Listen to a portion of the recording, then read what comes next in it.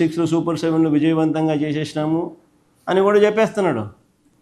TV పేపర్లలో వాళ్ళకి సంబంధించిన పాంఫ్లెట్ పేపర్లలో వాళ్ళ టీవీ ఛానళ్ళలో ఎల్లో మీడియా టీవీ ఛానళ్ళలో అడ్వర్టైజ్మెంట్ కూడా ఇచ్చేస్తున్నారు. సూపర్ 6 సూపర్ 7 సూపర్ హిట్ అని. నిజంగా గోబెల్స్ అంటే దీనికి గోబెల్స్ అసలు ఎక్కడో పోవాలి. అసలు వీళ్ళ దగ్గర నుంచి గోబెల్స్ నేర్చుకోవాలి. గోబెల్స్ అనే వ్యక్తి హిట్లర్ టైంలో కమ్యూనికేషన్ మినిస్టర్. ఆయన పేరు చెప్తారు కానీ వాస్తవం ఏంటంటే చంద్రబాబు నాయుడు పేరు చెప్పాలా. ఈయన చంద్రబాబు నాయుడు గోబెల్స్కి టీచర్, మెంటార్. సూపర్ 6 సూపర్ 7 అట్లా అడ్వర్టైజ్మెంట్ ఇస్తున్నాడు. వాళ్ళు టీవీలో ఊదరగొడుతున్నారు. వాళ్ళ పార్టీకి సంబంధించిన వాళ్ళతో చెప్పించేసేస్తారు. మళ్ళీ వాళ్ళకి సంబంధించిన ఎల్లో మీడియాలో టీవీ డిబేట్లు పెట్టి కూడా అయిపోయిందని వేస్తున్నారు. ఆశ్చర్యంగా అడుగుతా ఉన్నా. ఒకసారి మన సూపర్ 6 సూపర్ 7 వాళ్ళు అసలు సూపర్ 6 సూపర్ 7గా వాళ్ళు చూపించింది పెట్టుమా. ఇంతకుముందు చూపించినావు చూడు. ఇది ఎన్నికల ముందు ఓట్ల కోసం చంద్రబాబు నాయుడు 9/5/2024 ఎన్నికలకు ముందు ఓట్ల కోసం చంద్రబాబు నాయుడు ఇచ్చిన అడ్వర్టైజ్మెంట్ సూపర్ 6 సూపర్ 7 ఆయన మేనిఫెస్టోలో పెట్టింది. ఒకసారి ఇది చూడండి. ఒకసారి నేను అడుగుతాను, ఇది ఇట్టనే పెట్టు. నేను అడుగుతా కొన్ని క్వశ్చన్లు. చంద్రబాబు నాయుడు సంబంధించిన మనుషులు దీనికి సమాధానం చెప్తారేమో చూడండి. నిరుద్యోగ భృతి కింద నెల 3,000 రూపాయలు ఇస్తానన్నాడు. నిరుద్యోగ భృతి కింద నెల 3,000 రూపాయలు ఇస్తానన్నాడు. 2 ఏళ్ళకి కలిపి 72,000. 2 ఏళ్ళకి కలిపి 72,000 ఇవ్వాలి. నేను ఇంతకుముందు ఈ ప్రెస్ మీట్ కన్నా ముందు ప్రెస్ మీట్లో మీకు బాండ్లు కూడా చూపించిన. చంద్రబాబు నాయుడు ఏ రకంగా ప్రతి ఇంటికి పోయి బాండ్ ఇచ్చినాడు. వాళ్ళ మనుషులు పోయి సంతకాలు పెట్టి బాండ్ ఇచ్చినారు. ఎదుగుమా చంద్రబాబు నాయుడు సంతకం అని ఆయన ప్రమాణ పూర్తిగా ఆయన దత్తపుత్రుడు ఇద్దరు ఫోటోలు పెట్టి వాళ్ళిద్దరూ కూడా ప్రమాణం చేస్తూ ఏ రకంగా వాళ్ళు ప్రమాణం చేసి బాండ్లు ఇచ్చినారో కూడా చూపించడం. ఆ బాండ్లలో వాళ్ళు రాసిన మాటలు కూడా చదివి వినిపించి అందరికీ కూడా చూపించడం. ప్రతి ఇంటికి నిరుద్యోగ భృతి కింద నెల 3,000 ఇస్తామన్నారు. 2 ఏళ్ళకి 72,000 ఇచ్చినారా అని అంటాను. మళ్ళీ సూపర్ 6 సూపర్ 7 ఎక్కడ అమలైందని అడుగుతాను. పోనీ రెండోది చూద్దాం. ఆడబిడ్డ నిధి కింద ఆడబిడ్డ నిధి అంటూ 18 ఏళ్ళు నిండిన ప్రతి చెల్లెమ్మకు ప్రతి అక్కకు ఆడబిడ్డ నిధి కింద నెల 1,500 అన్నాడు. సంవత్సరానికి 18,000 అన్నాడు. 2 ఏళ్ళు అయింది, 36,000 ఇచ్చినాడా అని అడుగుతాను.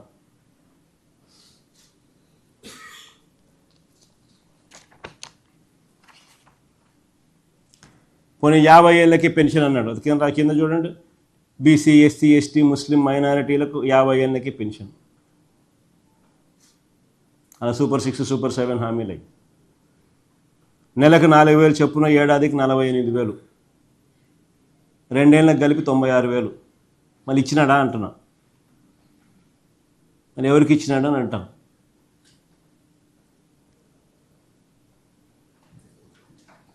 అన్నదాత సుఖీభవ అంటూ పిఎం కిసాన్ కాక సంవత్సరానికి 20,000 అన్నాడు.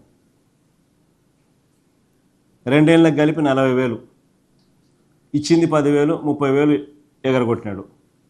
ఇది మోసం కాదా అని అడుగుతా ఉన్నా. తల్లికి వందనంలో అమ్మఒడిని పేరు మార్చినాడు. తల్లికి వందనం అన్నాడు. తల్లికి వందనం కోతకు తల్లికి వందనంలో ప్రతి పిల్లాడికి ఇస్తానన్నాడు. అందరికీ 15,000 అన్నాడు. తీరా చూస్తే మొదటి సంవత్సరం ఎగరగొట్టినాడు. రెండో సంవత్సరానికి వచ్చేసరికి 15,000 కాస్త రెండో సంవత్సరానికి వచ్చేసరికి ఏకంగా 20 లక్షల మంది పిల్లలకు తగ్గించేసినారు. తగ్గడమే కాకుండా 15,000 కాస్త తీరా వచ్చేసరికి 8,000, 9,000, 10,000, కొందరికి మాత్రమే 13,000. అంటే 2 ఏళ్ళకి కలిపి ప్రతి పిల్లాడికి ఇవ్వాల్సింది 30,000. ఇచ్చింది ఎంత అంటే కొందరికి 8,000, కొందరికి 9,000, కొందరికి ఎగరగొట్టడం, కొందరికి 10,000, కొందరికి 13,000. ఇది జరిగింది. ఇది మోసం కాదని అడుగుతాను.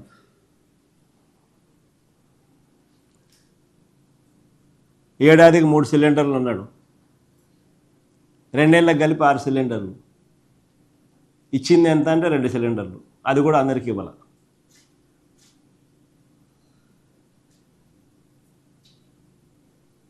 ఇది మోసం కాదా అని అడుగుతా ఉన్నా.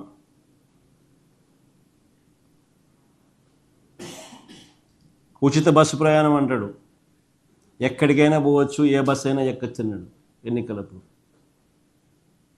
తీరా ఇప్పుడు చూస్తే కొన్ని బస్సులకే, అది కొంతమందికే అని ఇప్పుడు కొత్త కొత్త రూల్స్తో పెడతా ఉన్నాడు. మోసం కాదని అడుగుతా ఉన్నాడు. మరి ఇన్ని 420 చేష్టలు చేస్తూ ఉన్నాడు. మరి చీటింగ్ కేసు పెట్టి మీద బొక్కలో వేయాల్సింది కాదా? అసలు ఇలా ముగ్గురిని బొక్కలో వేయాలటని చీటింగ్ కేసు పెట్టి. ఫ్రాడ్ కాదా ఇది? ఇదే వేరే వాడు ఎవడన్నా చేస్తే, ఏదన్నా చిట్ ఫండ్ నడిపేవాడో లేకపోతే ఏదన్నా ఫైనాన్స్ స్కీమ్ నడిపేవాడో ఎవడన్నా ఇట్లాంటి ఫ్రాడ్లు చేస్తే కన్నా ఏం చేసిందరు? జైల్లో పెట్టిందరు కదా. వీళ్ళు కాబట్టి ఆడు ఈనాడు రాయడు, ఆంధ్రజ్యోతి చూపదు, TV5 అంతగా పట్టించుకోదు. అంతా ఇల్లే గజ దొంగల ముఠ, దోచుకోవడాలు, పంచుకోవడాలు, తినుకోవడాలు అంతా ఇల్లే. ఎవడు రాయడు, ఎవడు చూపుడు, ఎవడు మాట్లాడు.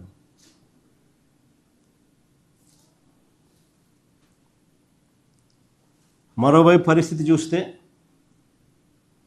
విద్యార్థుల పరిస్థితులు నిజంగా అగమ్యగోచరంగా ఉంది. ఫీజు రీయింబర్స్మెంట్ పథకం పూర్తిగా అటకెక్కిచ్చేసినారు.